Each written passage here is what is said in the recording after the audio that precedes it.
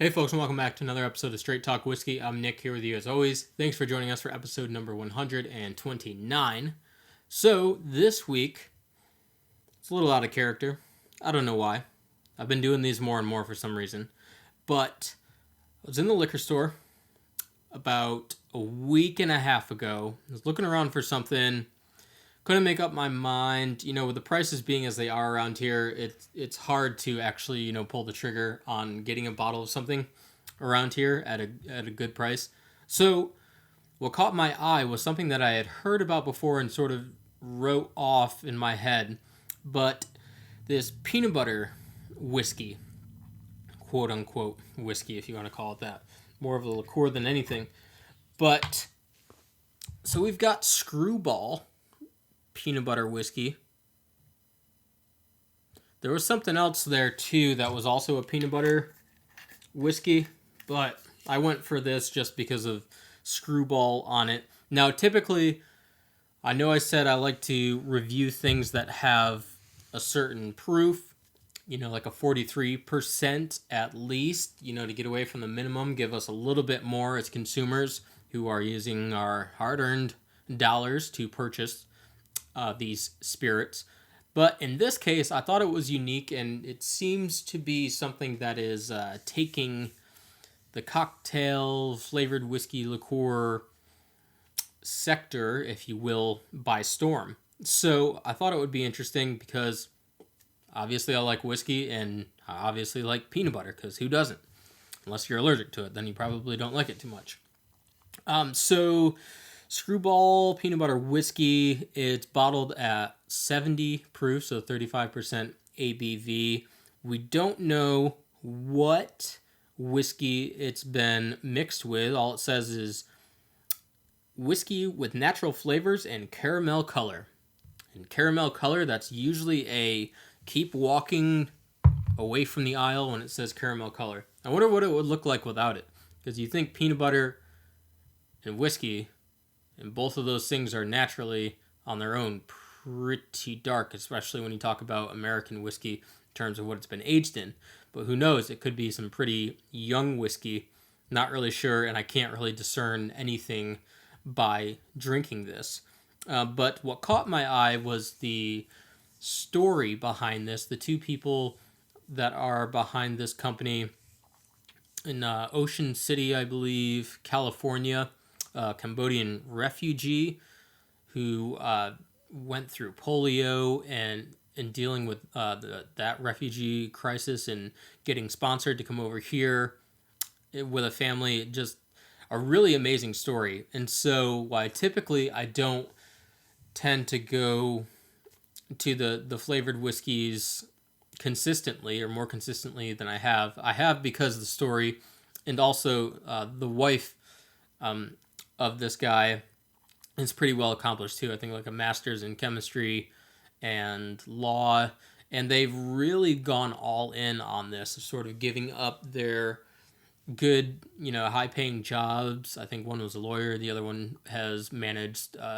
some restaurant bars in the area. So that's a testament to them. I sort of had to do a service of at least trying it and see how it was. So don't really need to go over the color. You can see the color. It's caramel added to it. So there's nothing really in that sense. Let's go for the nose.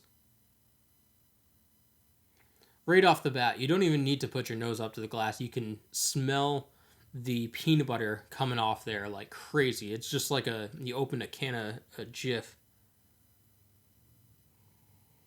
Yeah, it's just flying out there. It's like it's got balloons attached to those scent receptors in there.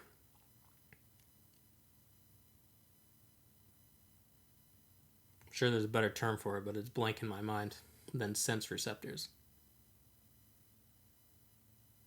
But there's something interesting with this peanut butter because it's almost like it's mixed with a chocolate or something that's giving off the smell and the aroma of chocolate, but a really, really dark chocolate.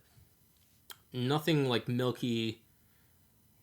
chocolate or anything like that. It's really earthy, nutty. I don't know exactly what. I'm not a huge chocolate fan, so I don't have anything to really pair it with, but I just know in terms of the types of chocolate. It's sort of leaning towards the bitter end of the spectrum than it is the sweet. So let's go in for the taste.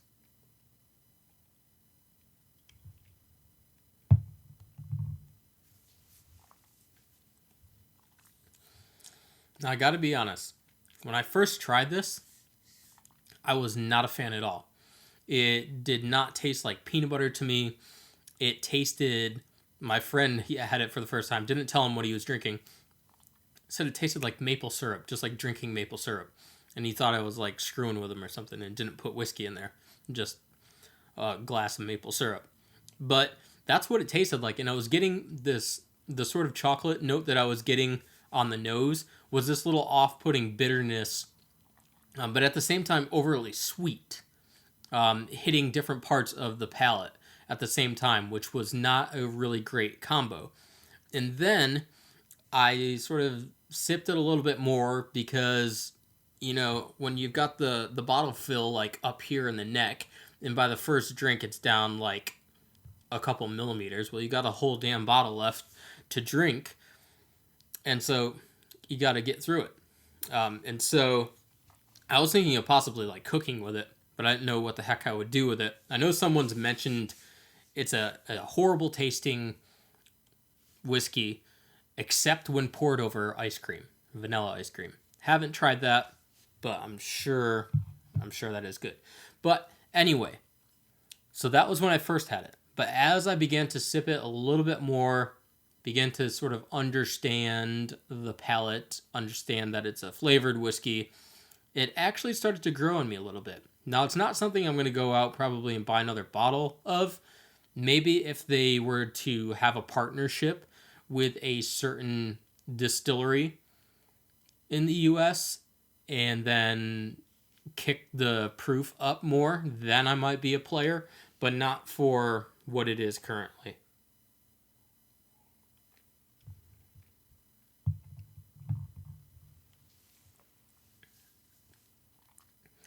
But if you sort of take your time and sip at it, it is actually pretty good. If you're not a person that typically goes for this type of whiskey, you may actually find some enjoyment out of it. And it probably lends itself to mixing in cocktails. I don't know what the heck you would. I'm not a cocktail person anyway, so I'm not the best person to figure that one out. But I can see a more dessert type of offering to pair this with. Definitely like an apple pie. I think this would be really good to have with a pecan pie, any sort of thing like that. The vanilla ice cream, obviously, as somebody already mentioned. But I could see you doctoring up something, like maybe even like a maple syrup or something like that, just to give it a little more kick. In terms of flavor, though, not in terms of alcohol bite or anything like that, because you don't get it at all. In fact, most of it is just liquid peanut butter, and you don't really know that it's got alcohol in it until you've downed a couple glasses of it, and then you'll be aware of it. Or if you're like me and haven't eaten all day, then it starts to hit you. But anyway, I think that is about all I've got to say about it. Again, wasn't a fan to start off, but you look at the story, you look at the people behind it, what they've given up, sort of what they stand for. They're not people that are just putting some random crap out there. You can tell that they've actually invested. You know, they're giving up or risking a lot, not giving up, but risking a lot for this to pay off. So I sincerely hope it does for them, but I also at the same time want to be pragmatic and say that as a whiskey drinker, whiskey aficionado, quote unquote, without the sort of cockiness to it, I hope. But as that sort of a person, I hope that they have a little bit increased range of offerings, something that's a little bit more, or disclosing more, if you will, to the audience, because everybody wants to know what's in it. We don't know what's in it. We know there's caramel coloring in it. Why is there caramel color in it? I don't think we need that.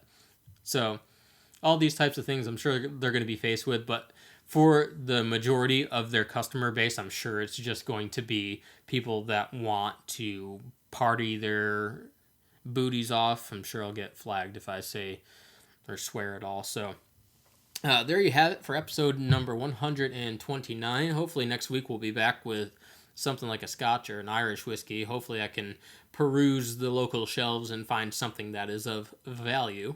And until then, if you're going to drink, as always, drink responsibly, and we will see you next time.